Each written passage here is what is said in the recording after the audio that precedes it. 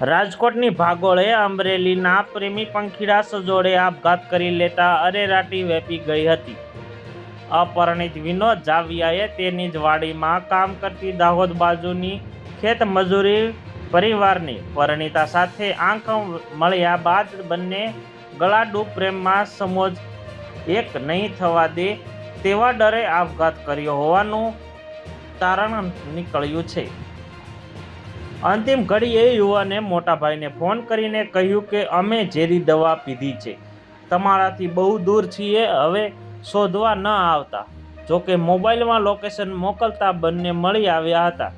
આ અંગે મળતી વિગત મુજબ મૃતક વિનોદભાઈ બાબુભાઈ જાવિયાએ તેની જ વાડીમાં ભાગમાં ખેતી કરતા દાહોદ ગોધરા બાજુના શ્રમિક પરિવારને 35 વર્ષીય પરિણીતા સાથે આંખ મળી જતા બંને વચ્ચે પ્રેમ સંબંધ પાંગ્યો હતો। પરિણીતા અને તેના પરિવારે 2 વર્ષ સુધી વિનોદભાઈની વાડી કામ કર્યું હતું। ત્યારબાદ કદાચ પરિણીતાને પરિવારને જાણ થઈ ગઈ હતી।